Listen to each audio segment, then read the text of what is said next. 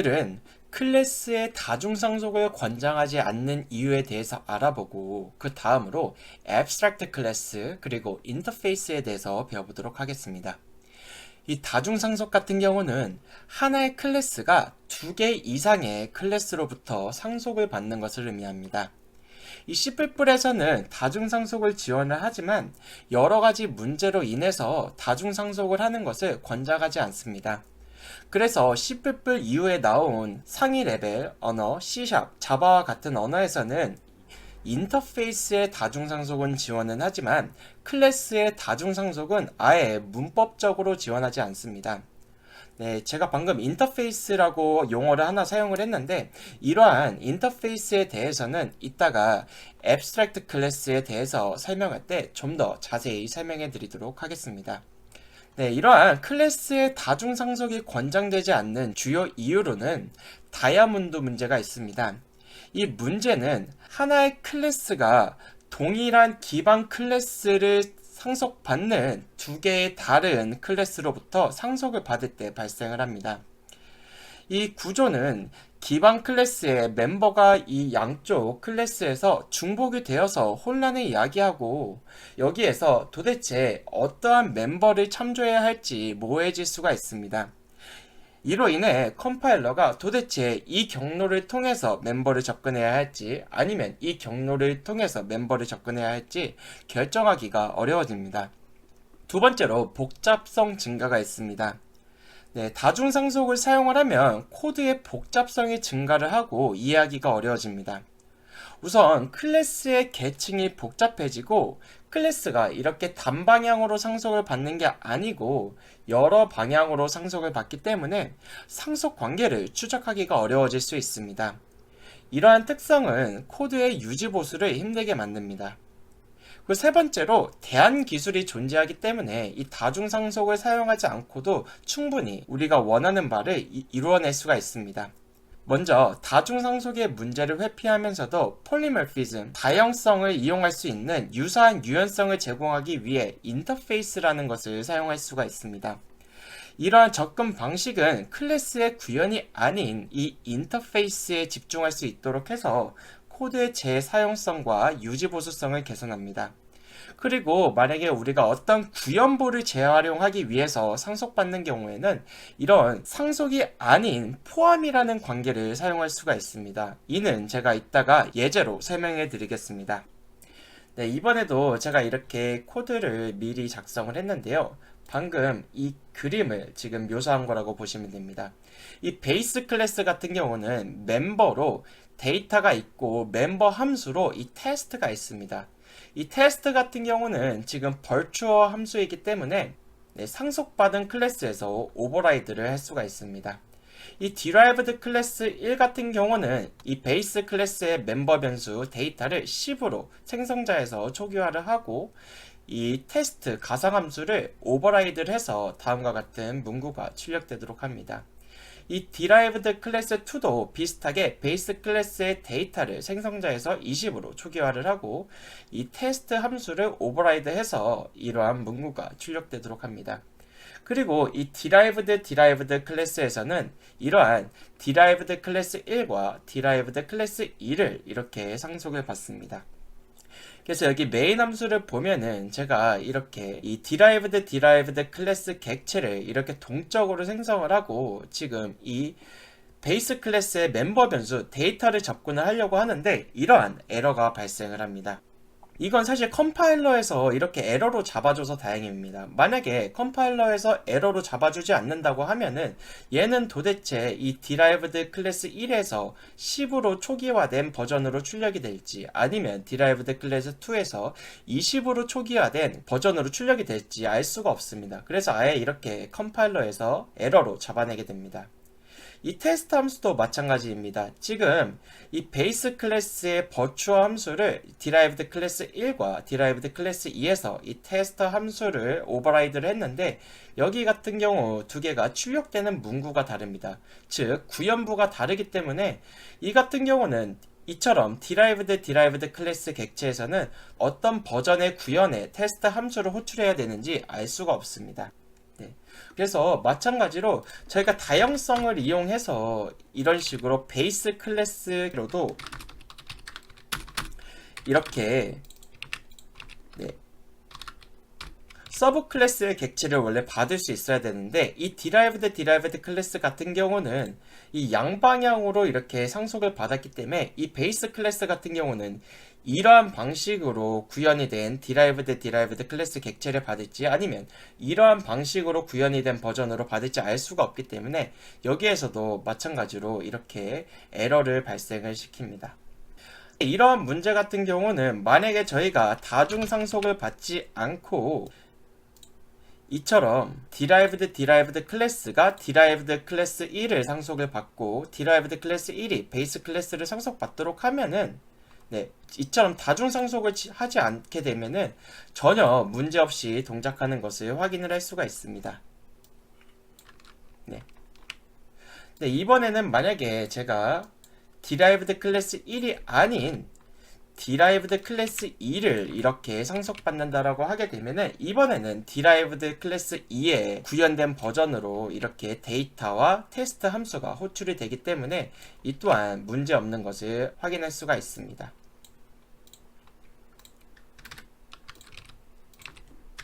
네, 그리고 이게 꼭 이처럼 다이아몬드 클래스 구조가 아니라 그냥 이러한 구조에서도 문제가 될 수 있습니다. 그래서 이 derived 클래스가 그냥 이 베이스 클래스를 상속을 받지 않고 이 데이터도 여기서 뭔가 수정을 하지 않고 이 derived 클래스 2에서 베이스 클래스를 상속받지 않고 이 테스트 함수를 오버라이드 하는 게 아니라 그냥 이렇게 테스트 함수를 구현을 할 수가 있습니다. 네, 이거 같은 경우는 당연히 이 베이스 클래스를 얘네가 상속받지 않았기 때문에 안 될 거고 여기를 보시면 여전히 에러가 발생하는 것을 확인할 수 있습니다. 네, 여기 같은 경우는 얘가 데이터라는 게 얘네한테는 없기 때문에 당연히 에러가 나는 게 맞는데 이 부분을 보시면 이 테스트 함수를 뭐로 호출할지 모호하다라고 이렇게 합니다. 즉, 이 버전에서 구현을 한 테스트를 호출할지 이 버전에서 구현한 테스트를 호출할지 알 수가 없습니다. 그래서 이러한 에러가 발생하는 겁니다. 그래서 이러한 이유들로 이러한 다이아몬드 구조이든 아니면 이러한 구조이든 클래스의 다중상속을 권장을 하지 않습니다. 그리고 여기를 보시면 제가 대안의 기술이 존재한다라고 했는데 먼저 이 인터페이스는 이따가 제가 소개해 드릴 예정이기 때문에 이 해수업 관계를 이서 관계 대신에 사용을 해서 클래스의 구현부를 재활용할 수 있다고 했습니다. 예를 들어서 이런 식으로 해볼 수가 있을 겁니다. 네, 이처럼 derived 클래스 1과 derived 클래스 2가 베이스 클래스의 네, 것들을 이렇게 상속을 받고 여기 같은 경우는 이처럼 다중상속이 아닌 네, 이렇게 derived 클래스 1만 상속을 받고 derived 클래스 2 객체를 이렇게 ABC라고 한번 해보겠습니다. 네, 이런 식으로 만들어서 활용을 할 수도 있습니다. 그래서 어떤 식으로 할 수 있냐면 여기서 이제 에러가 발생을 하지 않는데 여기에서의 테스트 함수 같은 경우는 derived 클래스 1에서 오버라이드한 테스트 함수가 이렇게 호출이 되게 될 겁니다. 그리고 이번에 만약에 제가 이 derived 클래스 2에서 구현이 된 테스트를 호출하게 되면 이 derived 클래스 2에서 구현이 된 테스트가 이렇게 호출이 될 겁니다. 여기 ABC 같은 경우는 이제 디폴트 접근자인 프라이버트로 되어 있어서 이렇게 에러가 나는 건데 여기를 이런 식으로 제가 퍼블릭으로 해주겠습니다. 여기는 ABS가 아니라 ABC가 돼야 되죠. 네. 이렇게 하게 되면 여기 같은 경우는 이 버전에 호출이 될 거고 이 테스트 같은 경우는 이 버전에 호출이 될 겁니다. 네, 이렇게 되면 네, 이렇게 호출되는 것을 확인을 할 수가 있는데 네, 저희가 꼭 다중상속을 이용하지 않고 이렇게 해서 포함 관계를 이용을 해도 이 두 가지 클래스에 대한 구현부를 이렇게 재활용할 수 있는 것을 확인을 할 수가 있습니다. 네. 그 다음으로 abstract 클래스 그리고 인터페이스에 대해서 배워보도록 하겠습니다. 네. 우선 여기 보시면 베이스 클래스 객체를 이렇게 생성을 할 수 있을 겁니다. 그리고 베이스 클래스 객체에서의 이제 테스트 함수를 호출하게 되면 여기 같은 경우는 이 부분이 이렇게 호출이 될 겁니다. 네, 한번 확인해 보겠습니다. 네, 이렇게 호출이 되는 것을 확인을 할 수가 있는데, 이렇게 우리가 베이스 클래스에서 꼭 얘를 구현을 하지 않더라도 이 상속받은 애들이 오버라이드 할 수 있는 가상함수로 만들고 싶을 수가 있습니다. 그런 경우에 이런 식으로 해줄 수가 있게 됩니다. 이렇게 구현을 하지 않아도 되는 것을 순수 가상함수, 퓨어 버추얼 메서드라고 표현을 하고, 이러한 퓨어 버추얼 메서드는 이렇게 디라이브드 클래스에서 구현을 할 수 있지만, 이 베이스 클래스에서 이 퓨어 버추얼 메서드가 구현부가 없기 때문에 이 베이스 클래스 같은 경우는 객체로 이렇게 생성이 될 수가 없습니다. 네, 그리고 이러한 퓨어 버추얼 메서드 같은 경우는 이런 식으로 만들 수도 있고, 여기를 는 0이 아닌 이렇게 abstract라고 해줄 수도 있습니다. 그래서 이거를 퓨어 버추얼 함수라고도 할 수 있고 abstract 함수라고도 표현을 합니다.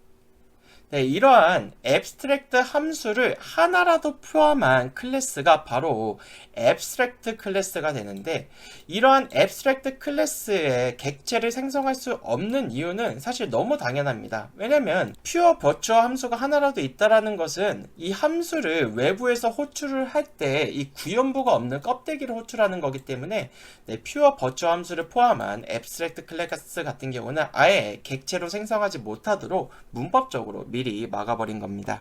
네, 그리고 기존에 이제 버추어 함수 같은 경우는, 네, 만약에 이런 식으로 되어 있다라고 하면 이 derived 클래스에서 꼭 오버라이드를 하지 않아도 문제가 없었습니다. 예를 들어서 이런 식으로 하고, 네, 이거를 호출을 하게 되면 한번 보겠습니다.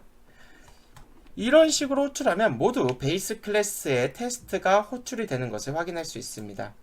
그 이유는 이 derived 클래스에서 이 베이스 클래스의 테스트 함수를 오버로드 하지 않았기 때문에 이걸로 이 테스트 함수로 호출을 하든 이 객체로 호출을 하든 아니면 이걸로 호출을 하든 모두 베이스 클래스의 테스트가 호출이 되는 겁니다. 네, 이런 식으로 사용을 할 수 있는데, 만약에 이러한 퓨어 버추어 함수 같은 경우는 이 derived 클래스에서 오버라이드를 하지 않게 되면은 이게 컴파일 에러가 발생을 하게 됩니다. 네, 그러니까 한번 이렇게 만들어 놓고, 네, 여기 같은 경우는 이 derived 클래스 2의 베이스 클래스의 순수 가상 함수가 하나라도 구현이 안 되었기 때문에 이렇게 객체로 생성을 할 수가 없습니다. 네, 여기도 마찬가지고 이 derived 클래스 1의 객체도, 네, 이렇게 생성을 할 수 없는 것을 확인을 할 수가 있습니다. 그래서 반드시 이렇게 abstract 클래스에서 정의된 pure virtual 함수를 하나도 빠짐없이 오버라이드를 해줘야 이렇게 컴파일 에러가 발생을 하지가 않습니다. 네, 그럼 도대체 이 인터페이스는 뭘까요?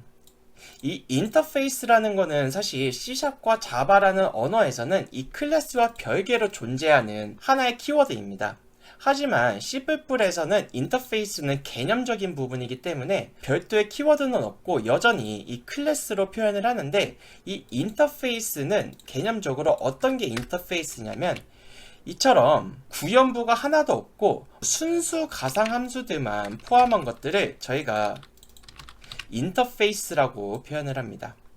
네, abstract 클래스 같은 경우는 순수 가상함수도 있을 수 있지만 뭔가 이러한 그냥 void C 하고 어떠한 구현부를 가지고 있을 수도 있습니다. 네, 이러한 거 같은 경우는 그냥 abstract 클래스라고 표현하고 인터페이스라고 표현을 하지 않습니다. 하지만 구현부가 없이 이렇게 순수 가상함수만 있는 경우에는 저희가 인터페이스라고 표현을 합니다. 그럼 왜 인터페이스의 다중상속 같은 경우는 문제가 되지 않을까요? 예를 들어서 제가 이거를 없애고 여기를 베이스 클래스 1 이렇게 한번 해보겠습니다. 네, 이렇게 1 하고 여기를 이제 베이스 클래스 2 이렇게 한번 해보겠습니다. 네, 이렇게 하고 여기 같은 경우는 그냥, 네, 이런 식으로 순수 가상함수만 포함한 인터페이스로 이렇게 만들어줍니다. 그리고 이 derived 클래스에서는 이 베이스 클래스와 이 베이스 클래스 2를 이렇게 상속받도록 합니다.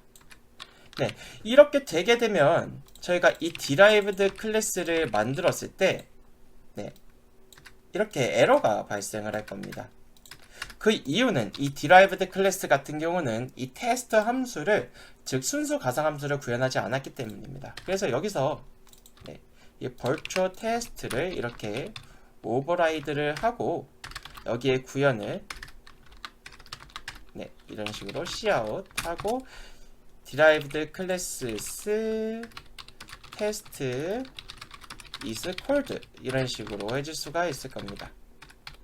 네, 이렇게 하게 되면 컴파일 에러가 발생을 하지 않고 여기에서도 비록 이렇게 두 가지 인터페이스를 상속을 받았지만 그리고 각각의 인터페이스에서 동일한 순수 가상 함수가 있지만 이렇게 실행을 할 때 전혀 문제가 되지 않습니다. 그리고 여기도 모호하지 않은 게 이 구현부는 단 하나이기 때문에 여기서도 헷갈리지 않고 명확하게 얘를 이렇게 호출을 해줄 겁니다. 여전히 문제가 안 되는 걸 확인할 수 있습니다. 마찬가지로 여기서 몇 개를 상속을 해도 전혀 문제가 되지가 않습니다. 네, 왜냐하면은 C++에서는 선언은 여러 번 중복이 돼도 상관이 없습니다. 하지만 구현부는 여러 개가 중복이 되면은 안 됩니다. 네, 구현부가 여러 개가 되면 함수를 호출할 때 어떤 구현부를 호출할지를 모르게 됩니다. 하지만 선언부 같은 경우는 구현부를 표현을 하지 않기 때문에 이처럼 여러 개가 되어도 상관이 없습니다. 제가 이거 옛날에 헤더랑 CPP를 소개할 때 한번 소개했던 부분입니다. 네, 그냥 이런 클래스 관계 말고도 함수 같은 경우도 예를 들어서 네, 이처럼 여러 개의 선언부가 있고 네, 구현부가 네, 이렇게 있다라고 하면은 이거를 이렇게 여기서 cout a 이렇게 하면 여기는 문제없이 10이 이렇게 출력이 될 겁니다.